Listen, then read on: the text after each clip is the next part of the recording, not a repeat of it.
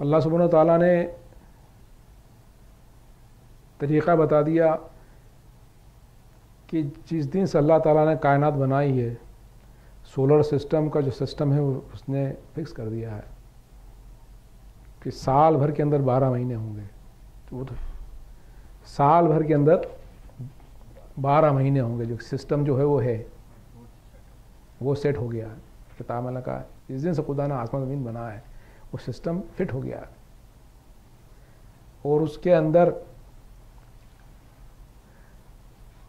مطلب کہ 12 مہینے کس طرح ہوتے سبھی کو معلوم ہے کہ چاند کی جب پوری منزلیں ہوتی ہیں 12 بار چاند زمین کے آس پاس روٹیٹ ہوتا ہے، سال بھر میں تو 12 مہینے بنتے ہیں.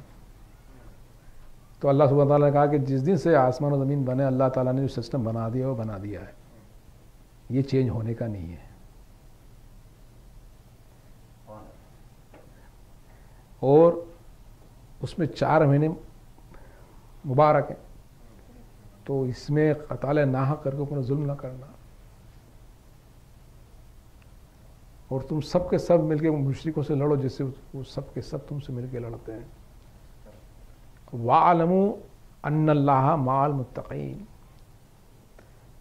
اور جان لو کہ خدا متقین کے ساتھ ہے.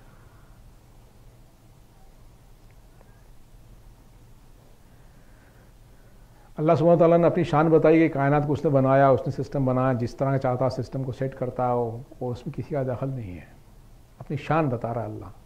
اس نے اپنی سنتیں جو جاری کر دی ہیں وہ کر دی ہیں. ہر طرح کی چیز اس کی جو سنت ہو گئی ہے. اب 12 مہینے تو 12 ہی رہیں گے، 13 نہیں ہوں گے. اس کو 6 کر دو یا 8 کر دو، نہیں 12 ہی رہیں گے. بہار انوار میں کہ کسی نے چھٹے امام جعفر صادق علیہ السلام اللہ محمد و آل محمد کہا کہ صحیح دین بتائیں آپ.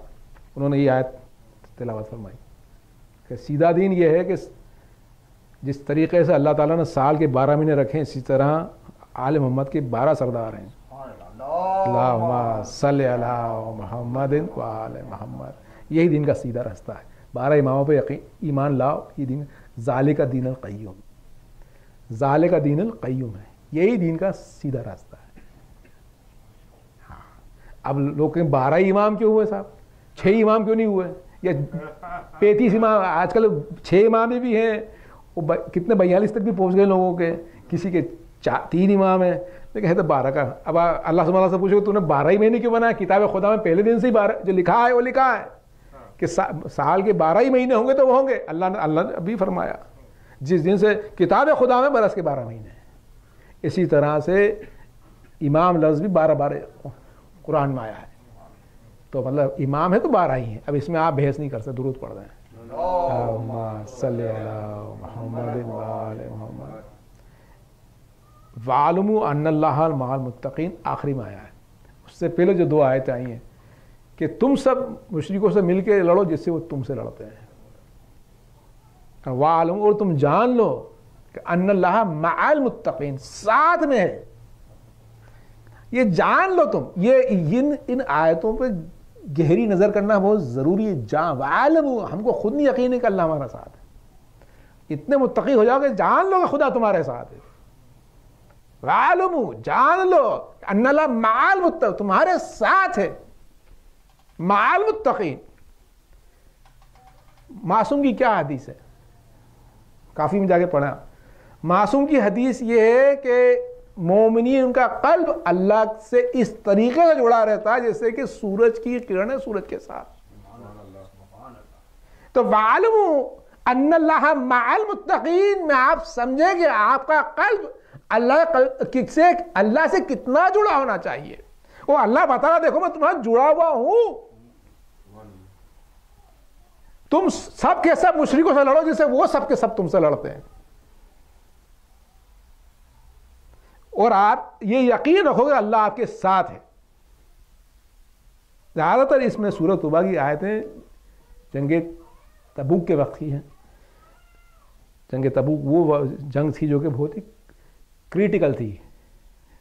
9 ہجری میں ہوئی، اور وہ ہوئی نہیں بلکہ ایک فیئر تھا. خوف یہ تھا کہ ایسٹرن بیزنٹائن امپائر نے ایک خبر پھیلی کہ وہ حملہ کرنے والے ہیں مسلمانوں پر، Roman empire, east Roman empire. تو اتنا بڑا سفر تھا، اتنا لمبا سفر تھا. اللہ سبحانہ تعالیٰ نے ٹیسٹ کرا تھا لوگوں کو، تو حکم آیا کہ تم لے کے جاؤ لوگوں کو تاکہ اسلامی حکومت کی دفاع ہو سکے، اسلامی حکومت کی دفاع ہو سکے. بڑا لمبا سفر تھا. آپ کہاں مدینہ، کہاں سیریا کا کونا. وہ جو جگہ ہے تبوک کی، وہ سعودی اور سیریا کے بیچ میں. اس وقت ایسٹرن بیزنٹائن امپائر سیریا تک تھی، وہاں جانا تھا مسلمانوں کو. تو اللہ تعالیٰ نے کہا کہ تم سب کے سب مشرکوں سے لڑو جسے وہ تم سے لڑتے ہیں. وَاعْلَمُوا أَنَّ اللَّهَ مَعَ الْمُتَّقِينَ. تو یہ ایک تو وہ لڑائی تھی جو کہ رسول کے ٹائم ہوئی، جو کہ مل کے ہوا کرتی تھی، اور ایک آخری لڑائی ہوگی جو کہ آخری زمانے کی ہوگی جب امام آئیں گے انشاءاللہ، کہ سب کے سب مومن ایک طرف ہوں گے اور سب کے سب مشرک ایک طرف ہوں گے. اب یہ پریپریشن کا ٹائم ہے. اس دوران یہ پریپریشن کا ٹائم ہے کہ ہم اپنے آپ کو کتنا تیار کرتے ہیں. وَاعْلَمُوا أَنَّ اللَّهَ مَعَ الْمُتَّقِينَ، کہ اس پریپریشن کے اندر ہم کو یقین ہونا چاہیے کہ خدا ہمارے ساتھ. ایک درود پڑھ رہے ہیں، یا ایھا الذین آمنوا ان کثیرا من الاحبار والرہبانیہ لیأکلون اموال الناس بالباطل ولیصدون فی سبیل اللہ والذین یکنزون ذہبا وفضة ولا ينفقونها فی سبیل اللہ فبشرہم بعذاب علیم.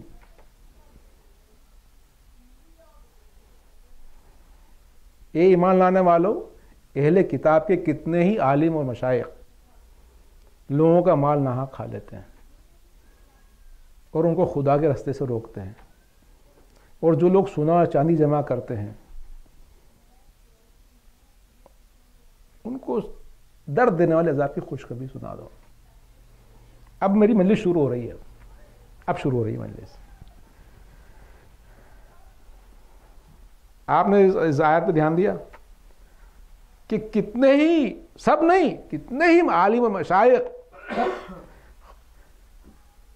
لوگوں کا مال ناحق کھاتے ہیں اور خدا کے راستے سے روکتے ہیں. دو بات ہوئی نا، لیأکلون اموال الناس بالباطل ولیصدون عن سبیل اللہ. دو کام کرتے ہیں، ناحق مال کھاتے ہیں اور خدا کے راستے سے روکتے ہیں.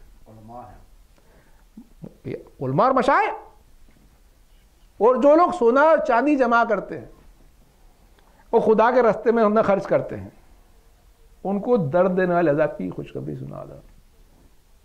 یحمى علیہا فی نار جہنم فتقوی بہا جباہہم وجنوبہم وظہورہم ھذا ما کنزتم لانفسکم فذوقوا ما کنتم تکنزون. جس دن وہ مال دوزخی آگ میں گرم کر کر جلایا جائے گا اور ان کی پیشانیوں اور پہلوؤں اور پیٹھوں پر داغا جائے گا اور کہا جائے گا یہ وہی مال ہے جو تم اپنے لیے جمع کرا کرتے تھے، تو اب اس کے مزے چکھو.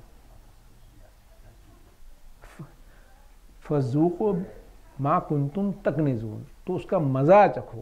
قرآن کا لہجہ دیکھیں، قرآن کا لہجہ دیکھنا بہت ضروری ہے. پہلے تو لہجہ دکھایا تھا وَاعْلَمُوا أَنَّ اللَّهَ مَعَ الْمُتَّقِينَ، وہ لہجہ تھا قرآن کا کہ جان لو خدا متقین کا ساتھ ہے. جب تک قرآن کا لہجہ نہیں پہچانیں گے کچھ لطف نہیں آئے گا.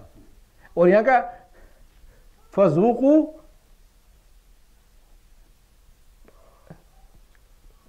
ما کنتم تکنزون، جو کچھ تم جمع کرتے تھے اس کا مزہ چکھو.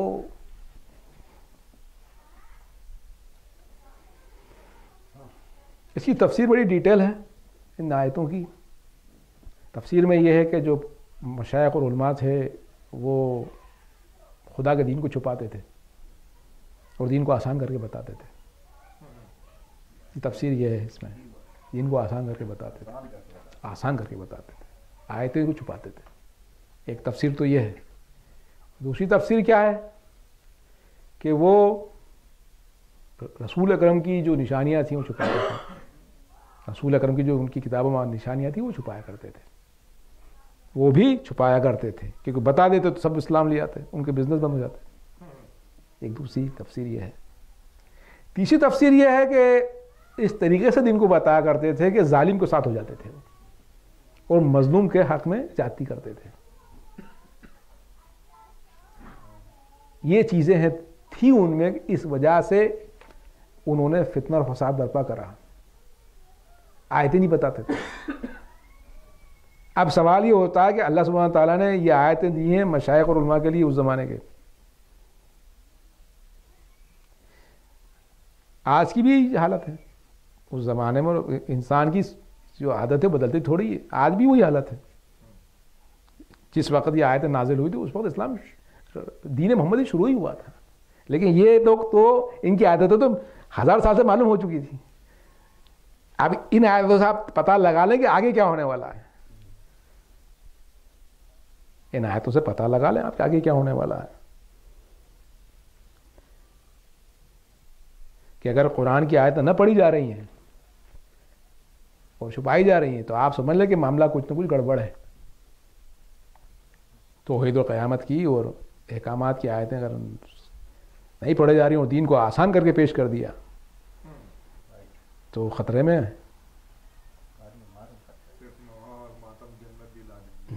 دیکھ لیں آپ، خطرے میں.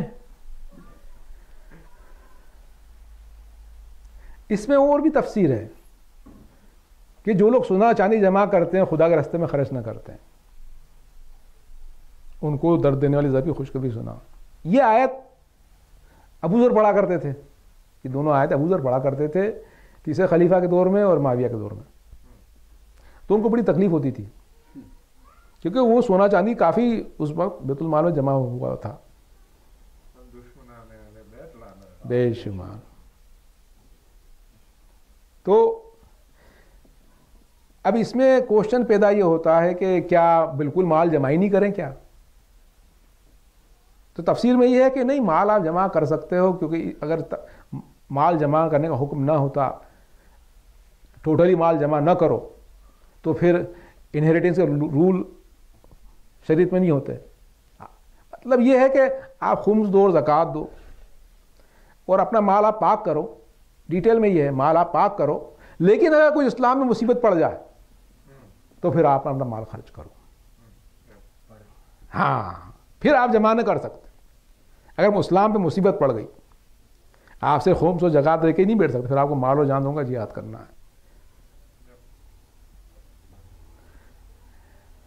حدیث میں یہ ہے کہ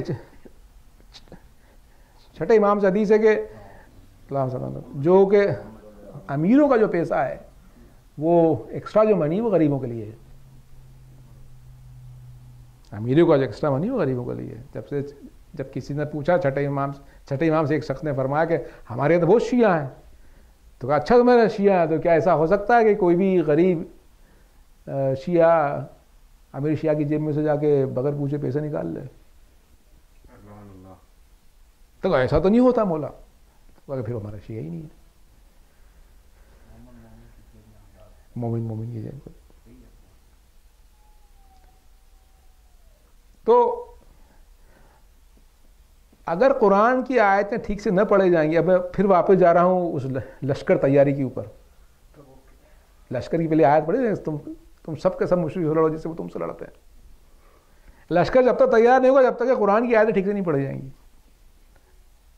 جبکہ مشائخ و علماء صحیح دین نہیں بتائیں گے. جب تک علماء صحیح دین نہیں بتائیں گے، توحید اور قیامت ظاہر نہ کریں گے، تب تک لوگ اپنی قربانیوں کے لیے کہاں سامنے آئیں گے؟ قربانیوں کے لیے جب آدمی سب سامنے 72 جو گئے تھے شہادت دینے، ان کو دین حق ظاہر ہو چکا تھا تب گئے تھے. مولا کے لشکر میں وہی لوگ آ جائیں گے جن کے دل پہ قرآن اترا ہوا کہ ہاں اللہ سبحانہ تعالیٰ کو راضی کرنا ہے تو سب کچھ تیرا ہے مولا. جب دین بتایا جائے گا، جب دین صحیح بتایا جائے گا تو فوج بھی تیار ہوگی کہ لشکر تیار ہوگا. ایک ظاہر بات ہے، درود پڑھ رہا ہے.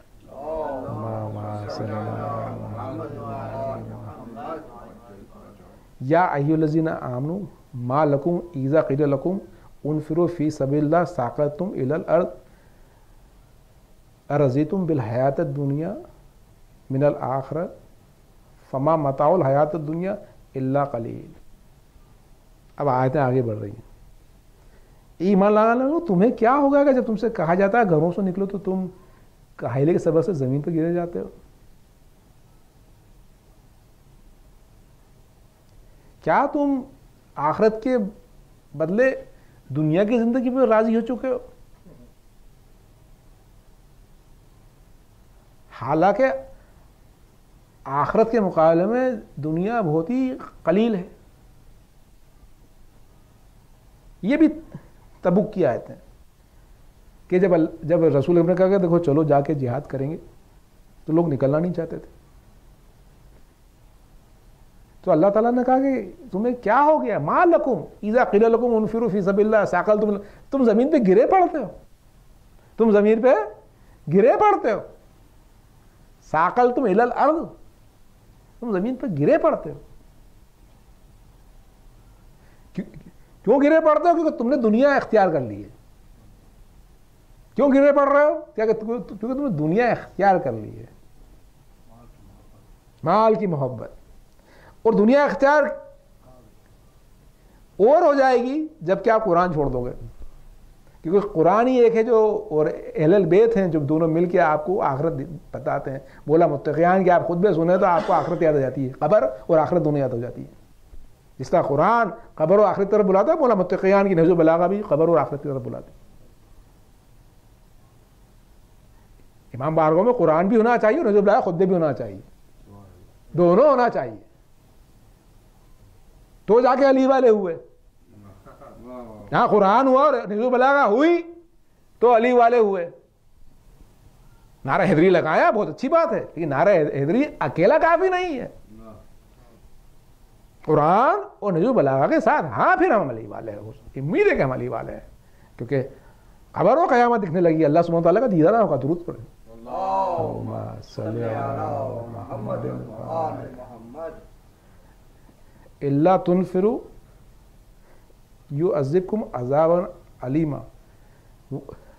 ویستبدل قوم غیرکم ولا تضرہ شیئا واللہ اللہ کل شیء قدیر. اگر تم نہ نکلو گے تو خدا تمہیں تکلیف کا عذاب دے گا اور تمہاری جگہ دوسرے لوگ لے آئے گا, اور تم خدا کا کچھ نقصان نہ کر سکو گے, اور خدا ہر چیز پر قادر ہے. دیکھیے آیت اتنی گہری آیت ہے کہ اس پہ ایک لمبا لیکچر ہو سکتا ہے, آدھا گھنٹے کا صرف اس آیت پہ, لیکن ٹائم نہیں ہے اپنے پاس. اگر ہم خدا کی راہ میں آگے نہ نکلے تو خدا عذاب دے گا. عذاب دے گا. عذاب بھی کئی طرح ہوتے ہیں. اگر آپ نے خدا کی راہ میں زبان سے اور مال سے اور ہر طریقے سے جہاد نہ کرا تو خدا آپ کو عذاب دے گا. باقر صدر نے اتنا کہا, لوگ نہ نکلے.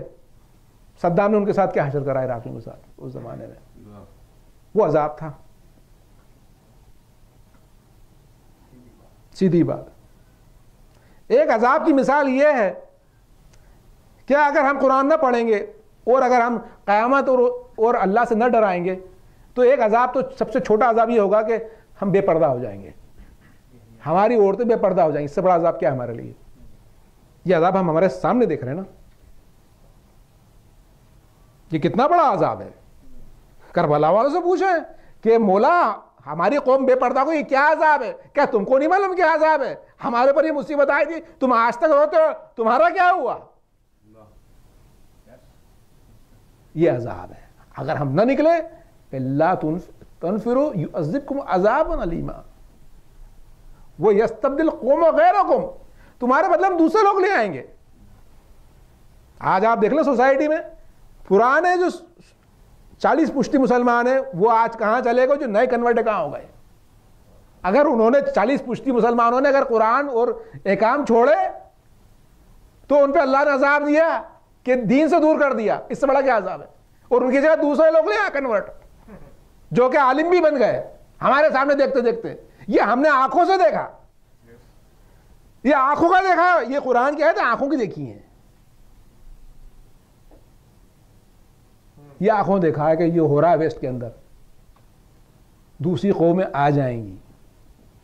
اللہ کا ولا تضرہ الشیء، تم خدا کا کچھ بھی نقصان نہیں کر پاؤ گے. اللہ کہہ رہا ہے تم سوچو کہ میں تمہارا محتاج ہوں. یہ دین اسلام تو پوری دنیا پہ آنا ہے. اگر تم ہٹ گئے تو دوسرے آئیں گے. تم ہٹ گئے تو دوسرے آئیں گے.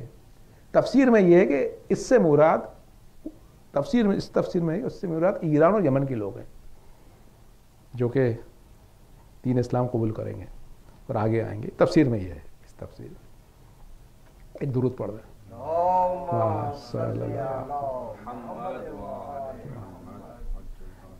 لو کان عرض قریب و سفر قاصلا لاتبعوک ولکن بعدت علیہ شقا وسيحلفن بالله لو استطعنا لخرجنا معكم يهلكون انفسكم والله يحلفون انفسهم والله يعلم انهم لكاذبون. درود پڑھ دیں. اللهم صل علی محمد. اگر مال غنیمت سہل الوصول ہوتا اور سفر بھی ہلکا ہوتا تو تمہارے ساتھ شوق سے نکل پڑتے. لیکن مسافرت دور دراز نظر آئی تو عذر کریں گے اور خدا کی قسمیں کھائیں گے کہ ہم طاقت رکھتے تو ضرور آپ کے ساتھ نکل پڑتے. یہ ان عذروں سے اپنے آپ کو ہلاک کر رہے ہیں. تو خدا جانتا ہے کہ یہ لوگ جھوٹے ہیں. یہ آگے کی آیتیں چل رہی ہیں. اللہ سبحانہ و تعالیٰ کیریکٹر بتا رہا ہے منافقین کے کہ جب تبوک میں نہ گئے تو کیا کہہ رہا ہے کہ اگر مال غنیمت آسانی سے مل جاتا اور اتنا دور جانا بھی نہیں پڑتا, تبوک بہت دور تھا, تو تمہارے ساتھ شوق سے چل دیتے. کیا آسان زندگی ہے, شوق سے چل دیتے. دل اچھا ہے. دیکھیے اللہ تعالیٰ کتنا گہرا ہے. ہم کو اللہ کو تھوڑا سمجھنا چاہیے. اللہ ڈیپ جاتا ہے.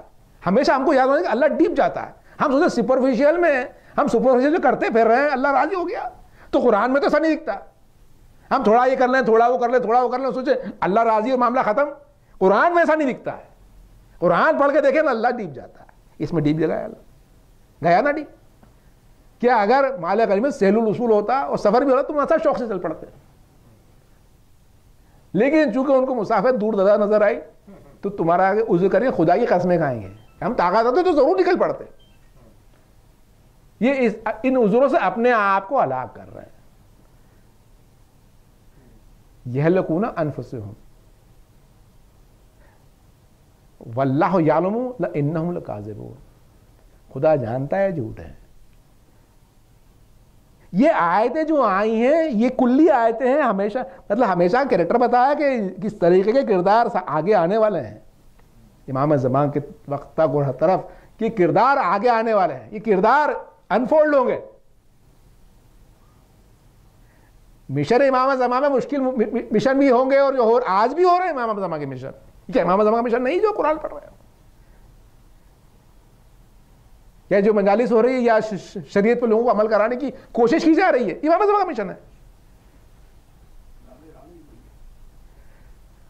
تو جہاں مشکل مشن آیا تو بھاگ لیے, وہ غلط ہے. اللہ کہتا ہے تو مشکل مشن میں بھاگ مت جانا. اگر کوئی بڑے پروجیکٹ ہے اسلامک, پیسے کی ضرورت آئی, مال کی بات آئی, لوگ نکلے بھاگ لیتے. تھوڑا بہت کچھ کرنا ہو تو آ جائیں گے. تھوڑا سا ہاں یہ, تھوڑا سا وہ یہ. اللہ کا تھوڑا پسند نہیں. اللہ کا چاہتا ہے کہ ہاں واقعی میں اللہ آزما کے دیکھتا کہ ہاں تم مشکلات میں کتنا میرا ساتھ دیے میرا دین کا.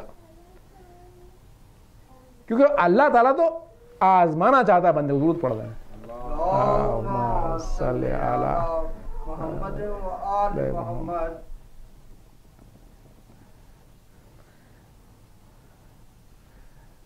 وَلَوْ أَرَادُوا خُرُوجَ لَأَعَدُّوا لَهُ عُدَّةً وَلَكِنَّ كَرِهَ اللَّهُ بِعَاثِهِمْ فَثَبَّتْهُمْ قِيلَ اقْعُدْ مَعَ الْقَاعِدِينَ. اگر وہ نکلنے کا ارادہ رکھتے تو اس کے لیے سامان تیار کرتے.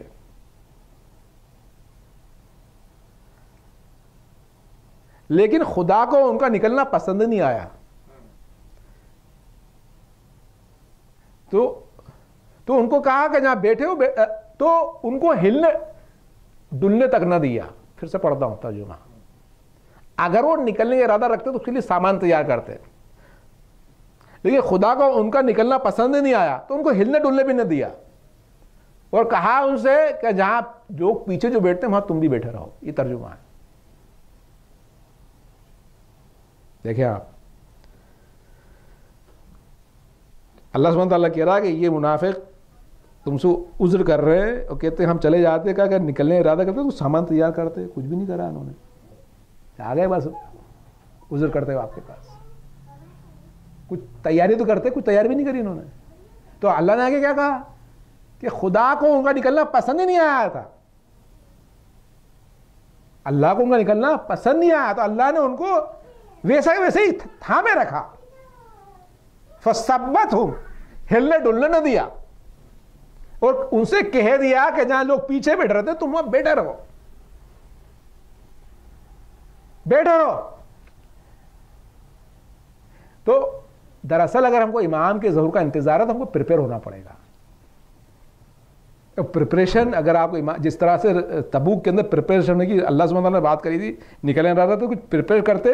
آج ہم کو بھی نکلنا ہے مولا کے لیے, تو پریپریشن دکھے تو, پریپریشن دکھے تو. پریپریشن کیسے دکھے گی؟ پریپریشن دکھے گی کہ آپ بات تقویٰ ہو. وَعَلَمُوا أَنَّ اللَّهَ مَعَ الْمُتَّقِينَ نہیں پڑھی نا. اگر آپ تقویٰ پہ تو پریپریشن دکھ رہی ہے. پریپریشن صورت میں دکھنے لگتی ہے, داڑھی ہے, پرہیزگاری ہے, زبان پہ اللہ ہے, امر بالمعروف ہے, نہی عن منکر ہے, قرآن ہے, خرچ کرنے کی قوت ہے, لوگوں میں برا بننے کی قوت ہے, حلال حرام کی پابندی, تو پریپریشن دکھ رہی ہے. اور اگر پریپریشن نہیں ہو رہی ہے تو یہ آیت سن لیں کہ خدا کو ان کا نکلنا پسند ہی نہیں آیا, تو کہا کہ تم ہلنے ڈلنے نہ دیا ان کو, کہا جا بیٹھے رہے تم بھی بیٹھے رہو.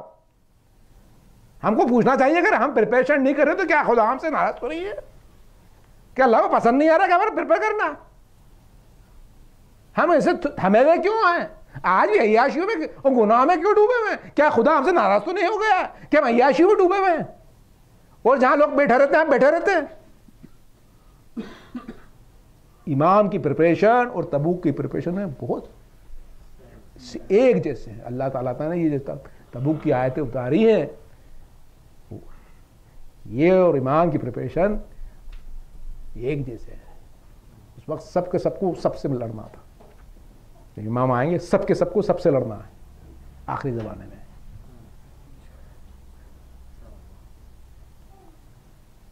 لو خرجوا فیکم ما زادکم الا خبالا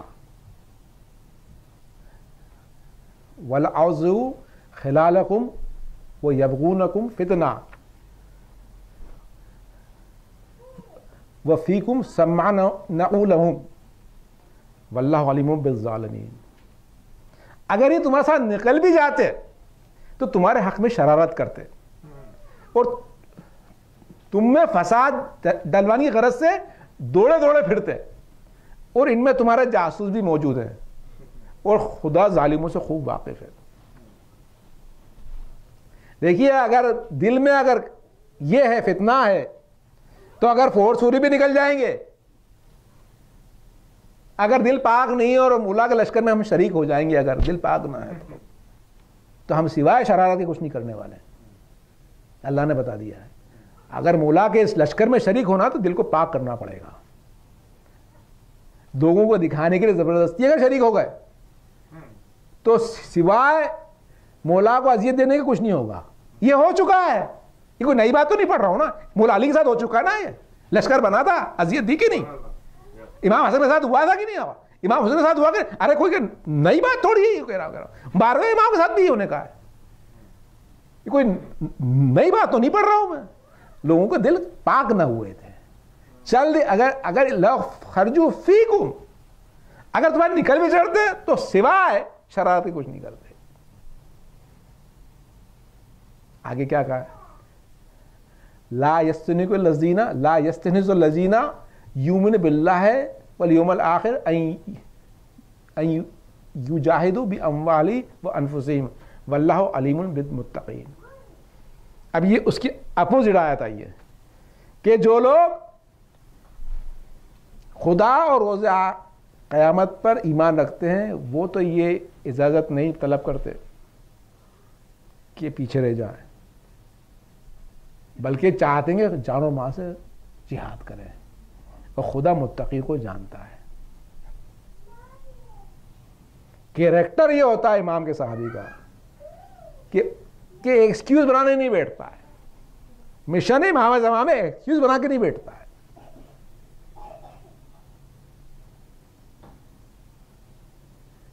اور آگے آخری آیت پڑھ رہا ہوں، یہ انشاءاللہ شاید 10ویں آیت ہے، وَمِنْهُمْ مَنْ يَقُولُ أَذَلِّي وَلَا تَفْتِنِي أَلَا فِي الْفِتْنَةِ سَقُطُوا وَإِنَّ جَهَنَّمَ لَمُحِيطٌ بِالْكَافِرِينَ۔ اور کوئی تو ان میں سے ایسا ہے جو تم سے اجازت طلب کرتا ہے کہ مجھے آفت میں نہ ڈالیے، دیکھو یہ آفت میں پڑ گئے ہیں اور خدا سب کافروں کو جہنم میں گھیرے ہوئے ہیں، جہنم کافروں کو گھیرے ہوئے۔ آیت کا مطلب سمجھ میں آ گیا؟ پھر سے پڑھتا ہوں ایک بار آیت کہ کوئی تو اس میں کہتا ہے تم سے اجازت چاہتا ہے، وہ کہتا ہے مجھے آفت میں نہ ڈالیے، آفت میں نہ ڈالیے، دیکھو یہ آفت میں پڑ گئے، اللہ کہتا ہے دیکھو یہ آفت میں پڑ گئے، وہ دوزخ سب کافروں کو گھیرے ہوئے۔ اس کی تفسیر کیا سن لیں آپ، درود پڑھ رہے تفسیر یہ ہے، بنی سلامہ نام کا ایک ٹرائب تھا، اس کا ایک چیف تھا اس جنگ کے دوران، وہ آیا رسول اکرم کے پاس آیا، بولا مولا مجھے اجازت دیجیے مجھے روم نہ بھیجیں۔ کہا کیوں؟ کہا کہ وہ روم کی جو عورتیں ان کا حسن بہت اچھا ہے، ہو سکتا ہے میں گناہ میں مائل ہو جاؤں، تو اس سے بہتر ہے میں گھر بیٹھتا ہوں۔ تو ترجمہ کیا دیا کہ مجھے آفت میں نہ ڈالے، ترجمہ پڑھا تھا نا، مجھے آفت میں ڈالے، انگلش میں ہے کہ مجھے ٹیمپٹیشن میں آپ نہ ڈالے، ٹیمپٹیشن جسے کہتے ہیں نا، اس کو انگلش میں جو ترجمہ کرا ہے اس کو ٹیمپٹیشن کرا ہے۔ تو اللہ تعالیٰ کا دیکھو یہ خود ٹیمپٹیشن میں گر گئے ہیں، اور خدا اور دوزخ سب کافروں کو گھیرے ہوئے ہیں۔ دو گروپ ابھی پڑھے، ایک تو وہ گروپ تھا جو کہ یہ اجازت طلب نہیں کرتا کہ پیچھے رہ جائیں، اس کی تفسیر یہ ہے کہ جب رسول اکرم جا رہے تھے تبوک تو مولا آئے تھے، اس کی تفسیر یہ ہے، مولا نے کہا کہ یا رسول اکرم ہر جنگ میں آپ جنگوں پہ لے کے گئے، اب تبوک میں مجھے کیوں پیچھے چھوڑ کے جا رہے ہیں آپ؟ مولا آئے تو رسول اکرم نے مشہور حدیث سے کہا تھا کہ اے علی تمہارا میرا رشتہ وہی جو موسیٰ اور ہارون کا تھا، سوائے اس کے کہ میرے بعد کوئی نبی نہیں ہے، تو تم مدینے میں میرے جانشین ہو، یہ اس کی تفسیر ہے۔ تو دو گروپ تھے، اللہ سبحانہ نے بتایا کہ ایک تو منافقین ہیں جو کہ ایکسکیوز اور ٹیمپٹیشن میں پڑے ہوئے ہیں، اور ایک گروپ مومنین کا ہے جو کہ چاہتا ہے کہ جا کے جہاد کرے۔ دو گروپ ہو گئے۔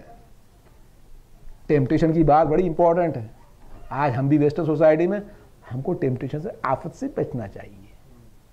یہاں کے جو ٹیمپٹیشن ہے خطرناک ہے، یہی نہیں کہ بس یہ پڑھ لی آیا تو ارے وہ ٹیمپٹیشن سے بچے، رہا ہمارا کیا ہوگا؟ ہم کو کتنے ٹیمپٹیشن ہے یہاں، دولت کا ٹیمپٹیشن ہے، مال سے جہاد کرنے کی بات جو آتی ہے، ابھی کتنی باتیں آئی مال کے جہاد کی، لیکن جب بھی ڈونیشن کی بات کرو لوگ غائب، تو یہ ٹیمپٹیشن دولت کا ہو گیا نا بھائی، ٹیمپٹیشن دولت کا ہو گیا۔ تو یہ ٹیمپٹیشن سے بچے انسان، مٹیریل ورلڈ جو جس کو کہتے ہیں کہ شائنی مٹیریل ورلڈ،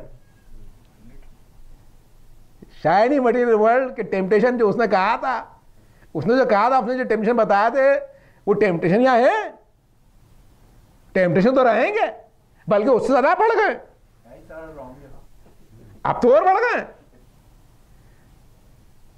اللہ نے بتا دیا کہ آیت کا مطلب ہے کہ آیت کا کوئی آیت ہے تو مطلب سبق ہے، ٹیمپٹیشن بڑھ گئے، اور اس ٹیمپٹیشن کو ہم کو اس کو مقابلہ کرنا ہے، اور ٹیمپٹیشن مقابلہ اس طریقے سے کرنا ہے جو دوسری آیت ہیں ان کی طرف رجوع کیا جائے، لا یستنز الذین یؤمنون باللہ والیوم الآخر ان युजाहिदू बिअम्वालिहिम अनफुसिहिम वल्लाहु अलीमुन बिलमुत्तकीन। अल्लाह मुत्तकीन को जानता है, अल्लाह मुत्तकीन को जानता है। अब बार बार हम लोगों ने आयतें पढ़ी कि अल्लाह मुत्तकीन को भी जानता है, अल्लाह जालिमीन को भी जानता है। अभी पढ़ी ना आयत, अन्नल्लाह माल मुत्तकीन भी हुआ। तो दीन किसी को दिखाने की जरूरत नहीं आगा, दीन आपका खुदा के बीच में है। अल्लाह हर एक को जानता है आप लोगों पर कहां बैठे हैं। अगर चंद भी हैं और अगर इमाम ज़मा के रास्ते में तो बेफिक्र रहे, चंद भी हैं, अगर हमको जरूरत नहीं कि लाखों हो। उस वक्त भी रसूल के साथ चंद मोमिन थे, लेकिन अल्लाह सुब्हानहू व तआला ने चंद मोमिन की बरकत से फतह दी। और फतह इसलिए हुई कि अन्नल्लाह माल मुत्तकीन है, अल्लाह मदद करता है। आज के जमाने में ये आयतें हमारे दिल पे लिखी होना चाहिए कि आखिरी जमाना है, मौला के ज़हूर पहले का जमाना है, और वही तैयारी है लश्कर की। जैसे कि वो सबके सब मिलकर लड़ते, तुम भी लड़ो। आज की लड़ाई क्या है? आज की लड़ाई है अमल की लड़ाई, आज की लड़ाई है कुर्बानियों की लड़ाई, आज की लड़ाई है तक़वा पे कायम रहने की लड़ाई, आज की लड़ाई है हक बोलने की लड़ाई। आज सोसाइटी के अंदर सही और गलत इतना हो गया है कि अगर आप सही बोलो तो आप यू आर बाइकाटेड, आप बाइकाट हो जाते हो। तो ये सख्त तरीन ज़माना है। अब आखिरी के अंदर मैं थोड़ा सा करबला के बारे में पढ़ देता हूँ, बात ख़त्म, मजलिस ख़त्म। अब आप देखें कि ये जो हालत जो तबूक की थी, इस वक्त एक रुख ज़ाहिर हो गया था कि मुनाफिक कौन है। अल्लाह सुब्हानहू व तआला ने खुल के आयतें बयान कर दी कि मुनाफिकिन कौन है और किस तरीके से रसूल तुम्हारा हुक्म तक न मानने को तैयार है और एक्सक्यूज़ बना रहे हैं, उज़्र कर रहे हैं। पढ़ाना कौन है? आप सोचिए इमाम हुसैन साहब टाइम क्या हो चुका होगा, जबकि अहले बैत के दामन से लोग कितने 50 साल से अलग हो चुके थे। 4 साल की मौला अली की खिलाफत ज़रूर आई थी ज़ाहिरी, लेकिन उसके अलावा अहले बैत के दामन से अलग हो चुके थे। और जब इमाम हुसैन जाने लगे तो कितने लोग साथ आए। जब दीन इतना गलत मलत हो चुका था, कि जब रसूल अकरम तबूक को जा रहे थे लोग फिर भी शर्मा रहे थे। आज दीन की हालत 50 साल में यह हो गई कि जब इमाम हुसैन जाने लगे यजीद के सामने तो लोग कहते आप क्यों जा रहे हैं? फर्क देखा आपने 50 साल में? इत्तेबा करना थी इमाम की कि इमाम आप जा रहे हैं हम भी जाएंगे। लोगों ने कहा आप क्यों जा रहे हैं? अब बात कहां की कहां हो गई? कब आप क्यों जा रहे हैं? 50 साल में जमाना इतना बदल गया, जबकि रसूल ने कहा था कि हसन हुसैन मुसलमानों के इमाम हैं। इमाम से पूछा जा रहा है आप क्यों जा रहे हैं, और कहा कि आप यहीं आराम से बैठे हैं, आप तस्बीह पढ़े, आप नमाजें पढ़े, आप क्यों मुसीबत मोल ले रहे हैं?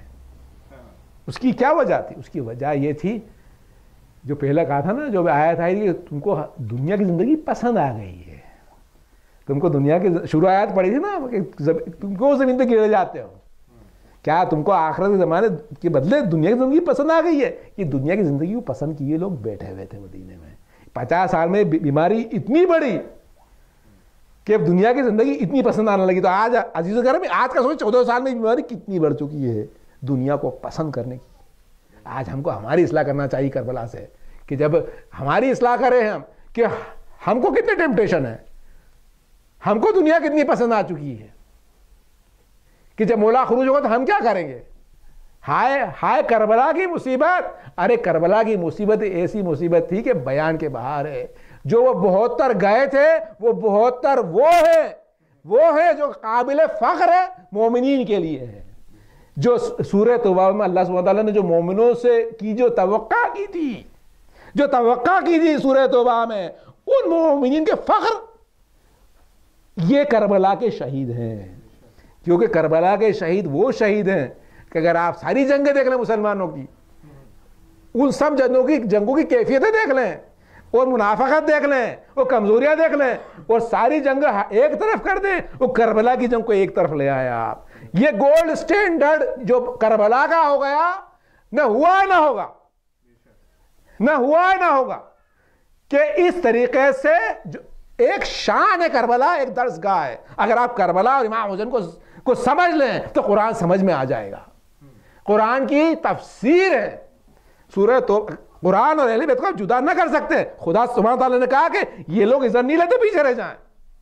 تو قرآن کی تفسیر کربلا ہے، قرآن کی تفسیر اہل بیت ہے جو ہم کو ظاہر ہے. اگر ہم نے حقیقت میں امام حسین کا ماتم کر لیا در حقیقت، تو ہم نے سورہ توبہ کو سمجھ لیا. ہم نے سورہ توبہ کو اگر سمجھنا ہے تو آپ کربلا جائیں. ہائے کربلا کی مصیبت! ارے کربلا کی مصیبتوں میں ابو الفضل کی مصیبت بیان کروں گا. ہائے رے ابو الفضل! ارے کیسی سپہ سالاری کری، ارے کیسا سپہ سالار تھا، وہ کتنا چھوٹا گروہ تھا. یہ وہی سپہ سالار تھا کہ جس کی سپہ سالاری بہت الگ تھی. ان کے بابا کی سپہ سالاری بھی تھی، ان کے بابا کی سپہ سالاری کی مشکلیں الگ تھیں، لیکن ان کی الگ تھیں. ہائے احد کو دیکھ لیں آپ، ہائے آپ خیبر کو دیکھ لیں، آپ آ کے کربلا دیکھیں بابا علی کہ یہاں کی مشکلیں احد اور خیبر جیسی نہیں ہیں. ارے یہ کربلا ہے، کربلا گرم کربلا ہے یہ. ارے یہاں بڑی مظلومیت ہے، یہاں کوئی فتح نہیں ہے، یہاں پر کوئی فتح نہیں ہے، لشکر کثیر نہیں ہے. ارے چھوٹا سا لشکر ہے. اے علی مرتضیٰ آپ کا لال یہ وہ سپہ سالار ہے کہ ایک ہی ایسا پیدا ہوا ہے، نہ ہوا نہ ہوگا کہ اس کی سپہ سالاری، ارے اس کی بچھاڑگی اور اس کی جنگ اور اس کا علم اور اس کا علم. ارے عباس علم، عباس علم سورہ توبہ کی تفسیر ہے.